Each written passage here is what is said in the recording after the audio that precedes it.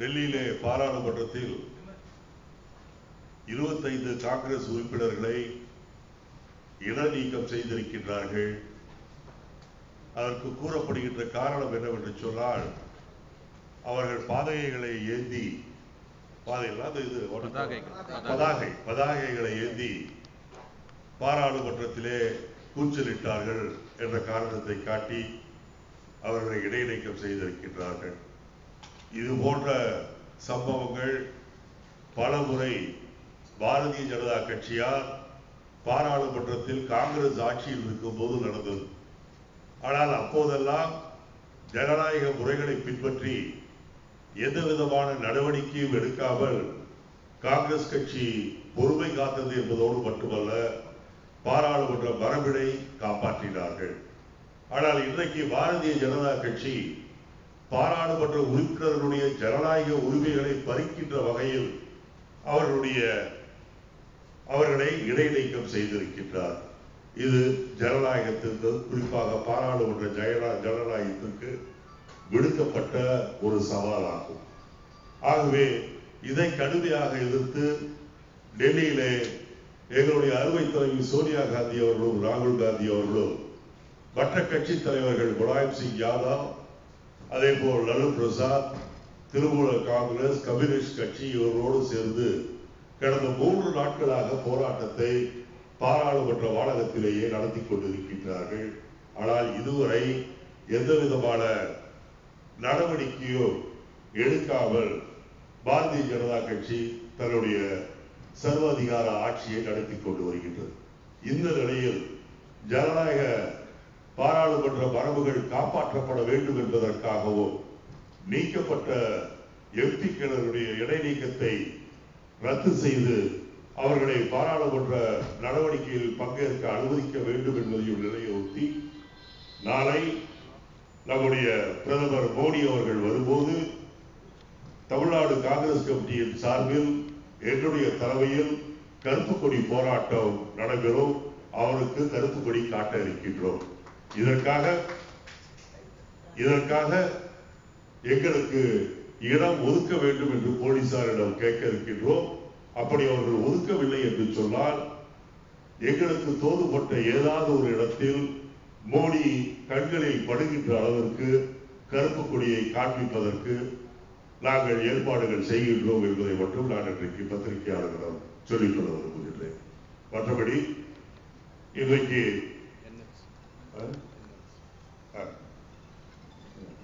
NLC பிரச்சனை, நெய்வேலி பழுப்பு நிலக்கரி ஆலையிலே ஏற்பட்டிருக்கின்ற பிரச்சனை மிகப்பெரிய பிரச்சனையாக இருக்கின்றது. கிட்டத்தட்ட நேற்றைக்கு 2000 தொழிலாளர்கள் பங்கேற்றார்கள். நாளை ஒரு நாள் நடக்கின்ற போராட்டங்களில் கிட்டத்தட்ட 10,000க்கும் மேற்பட்ட தொழிலாளர்கள் கலந்து கொள்ள இருக்கின்றார்கள். இது வளர்ந்து கொண்டே போனால் நிலக்கரி சுரங்கத்திலே முடக்கம் ஏற்படும். அதைவிட அபாயகரமாக மின்சாரம் தயாரிப்பது தடைபடும்.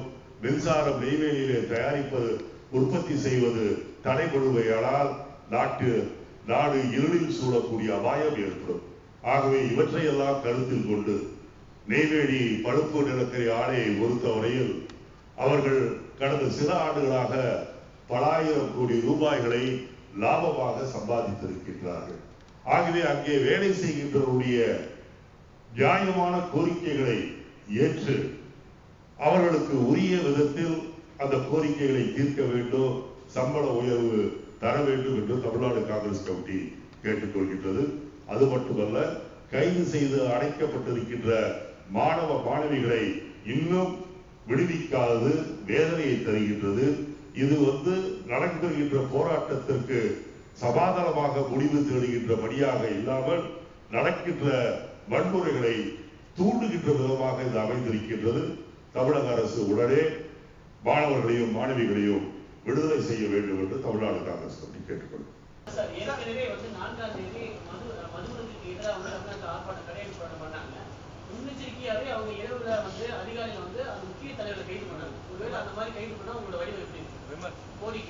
நாங்கள் தான் சொல்றேன், தடையை மீறி நாங்கள் கருப்பு கொடி காட்டுவோம் வேண்டும்.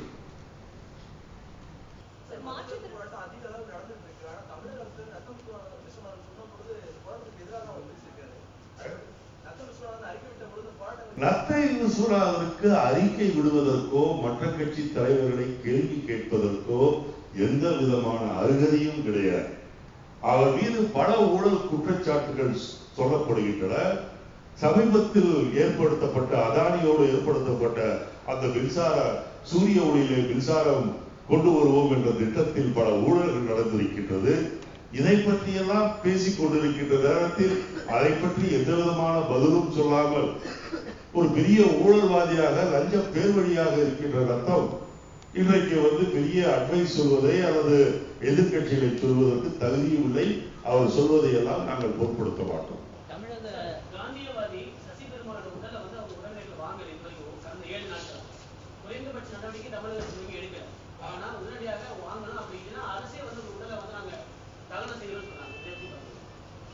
அதாவது வேறு என்ன செய்ய முடியும்? சசி பெருமாளுடைய குடும்பத்தை சார்ந்தவர்கள் அவருடைய தந்தை வழியில் நின்று நாங்கள் முழுமையான பூரண மதுவிலக்கு கொண்டு வர வேண்டும் என்பதற்காக நாங்கள் தொடர்ந்து போராடுவோம், உண்ணாவிரதம் இருப்போம் என்று சொல்லி இன்றைக்கு போராட்டத்தில் இருக்கின்றார்கள். அதில் அவருடைய மகன் விவேக்கினுடைய உடல்நிலை மிகவும் பாதிக்கப்பட்டிருக்கின்றது.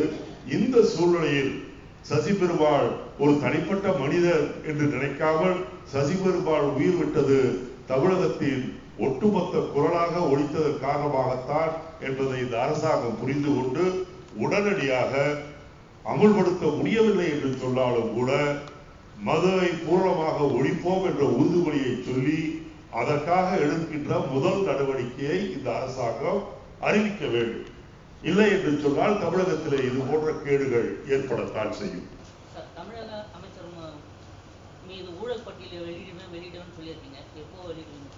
நான் அப்ப கூட வெளியிடலாம் நினைச்சேன். ஆனா அந்த மதுக்கடைகளை எதிர்த்து மிகவும் வேகமாக போராட்டங்கள் நடந்து கொண்டிருக்கின்றன. நாங்களும் மோடியை எதிர்த்து கருப்பு கொடி காட்ட வேண்டும்.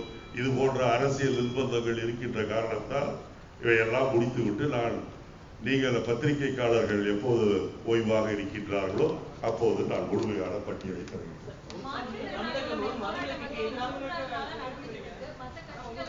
நீங்கள் மாற்றுத்திறனாளி என்று மட்டுமல்ல, மாணவிகளை கூட இந்த அரசாங்கம் கேவலமாக நடத்துகின்றது. மாற்றுத்திறனாளிகளை அடித்திருக்கின்றார்கள், உதைத்திருக்கின்றார்கள். நடு ராத்திரியிலே மடையிலே கொண்டு வந்து அந்த கிரிக்கெட் கிரவுண்ட் பக்கத்தில் தூக்கி எறிந்து விட்டு போய்க்கிருக்கின்றார்கள். அதே போல் பச்சையப்பன் கல்லூரியிலே போராட்டத்தில் ஈடுபட்ட மாணவிகளை பூட்ஸ் காலால் எட்டி உதைத்திருக்கின்றார்கள், உடையை பிடித்து இழுத்திருக்கின்றார்கள். அதனால் காவல்துறையை கேட்டுக்கொள்வது, நீங்கள் செய்வது உங்களுடைய சுய புத்தியோடு அல்ல, மேலே இருக்கின்றவர்கள் கூறுகின்ற உத்தரவு பேரில் செய்கின்றீர்கள். இருந்தாலும் உங்களுக்கு மனசாட்சி இருக்கோ, மனசிலே கொஞ்சம் கனிவு இருக்கோ.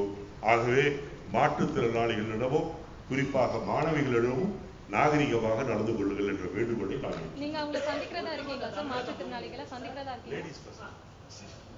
இல்ல நீங்க அவங்களை சந்திக்கிறதா இருக்கீங்களா? மற்ற கட்சிகள் எல்லாம் நேத்து போய் இல்லை, என்னை பொறுத்தவரையில் அவருடைய கோரிக்கைகள் எனக்கு உடன்பானது. அவர்களை மிகவும் கேவலமாக நடத்தியதற்காக நான் கண்டனம் தெரிவிக்கின்றேன். ஆனால் பார்க்க வேண்டும் என்றுதான் நான் கண்டிப்பாக அவர்களை பார்ப்பேன்.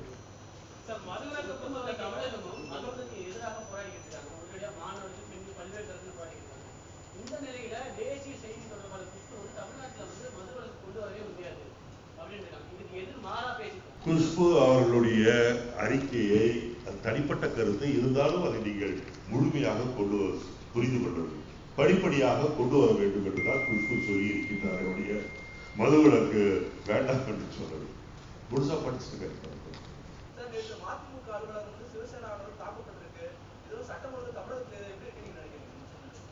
இது போன்ற நிகழ்வுகள் தமிழகத்திலே அதிகம் நடைபெறுகின்றன.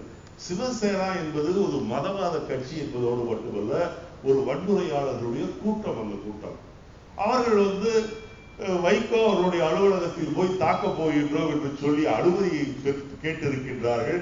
போலீஸ் அதற்கு அனுமதி தந்திருக்கின்றார்கள். இது என்ன நியாயம் என்று எனக்கு தெரியவில்லை. சரி, போலீஸ்காரர்கள் மிகுந்த ஜனநாயகத்தோடு நடந்து கொள்கின்றார்கள். கேட்டவர்களுக்கெல்லாம் அனுமதி தந்திருக்கின்றார்கள். நேற்று சிவசேனாக்கு அனுமதி தந்தார்கள். இன்றைக்கு எங்களுக்கு பிரதமருக்கு கருப்பு கொடி காட்ட வாய்ப்பு தரப்போகின்றார்கள். ஜனநாயகத்தில் நம்பிக்கை உள்ளவர்கள் என்பதை ஏற்றுக்கொண்டாலும் கூட வைகோவுடைய அலுவலகத்திற்கு அவர்கள் போலீஸ் காவல் தந்திருக்கணுமா வேண்டாமா? அது தவறு. இன்னொரு அரசியல் கட்சி அலுவலகத்திற்கு முன்பு நாங்கள் போய் போராட்டம் நடத்துவோம் என்றால் அதை எப்படி போலீஸ் அனுமதிக்க முடியும்?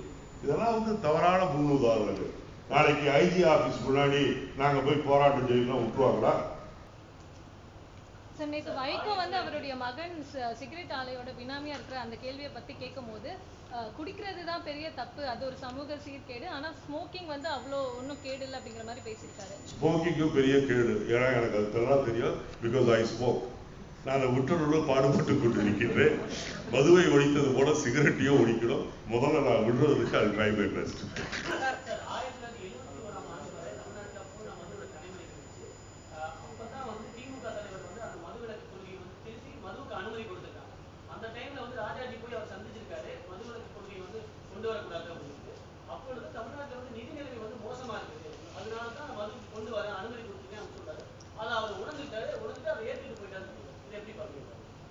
எப்படி பாக்குறீங்களா? பார்த்துதான் ஆகணும். நீங்கள் நடந்ததை பற்றி பேசுவதற்கு பிரயோஜனம். ஏன் நீங்கள் இதை சொல்கின்றீர்கள்? நான் என்ன கேட்கின்றேன், 67 வரை காமராஜருடைய ஆட்சியிலே பூரண மதுவிலக்கு இருந்தது, அதே போல் இப்போது ஏன் செய்யக்கூடாது என்று கேட்கின்றேன். நடந்த பல விஷயங்கள் இருந்தாலும் இப்போது நடக்க வேண்டிய விஷயங்களை நாம் கவனிக்க வேண்டும். இப்போது பூரண மதுவிலக்கு தேவை. நீங்கள் பூரண மதுவிலக்கு தேவை என்பது மது குடிக்காதவர்களுடைய கோரிக்கை மட்டுமல்ல, மதுவுக்கு அடிமையானவர்களுடைய கோரிக்கையாகவும் இருக்கின்றது. நீங்கள் நேற்று 2-3 செய்திகள் பத்திரிகைகளில் வந்தன. அந்த செல் கோபுரம், அந்த கோபுரம் இருக்கு இல்லையா, அதுல 3-4 பேர் தண்ணியை ஃபுல்லா போட்டுட்டு மேலே ஏறிட்டாங்க.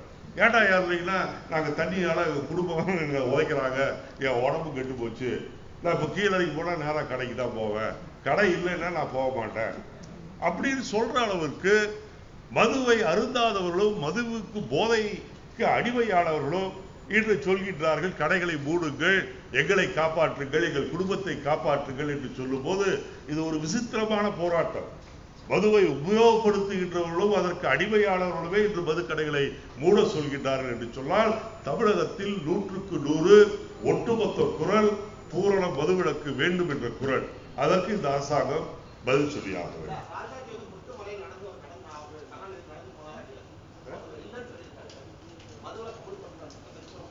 கொட்டுமலையில் நடந்து போகவில்லை, காரில் தான் சென்றது.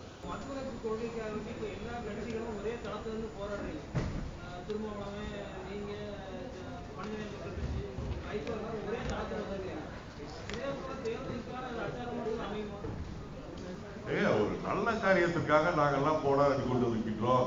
நீங்க அதை சிறுமப்படுத்துற வகையில தேர்தலுக்காகவா என்று கேட்கின்றீர்களே, இது நியாயமா?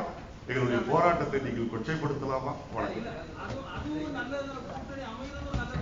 அது பின்னாடி பார்க்கலாம், இறக்கிறப்ப அது பார்க்கலாம். இது ஒரு நல்ல காரியத்திற்காக எல்லோரும் சேர்ந்தும் செய்கின்றோம், அவர்களுக்கு தெரிந்த வகையிலும் செய்கின்றோம். விரைவில் தமிழகத்தில் மதுவிலக்கு கொண்டு வருவதற்கு சூழ்நிலை ஏற்படும் என்ற நம்பிக்கை இருக்கு.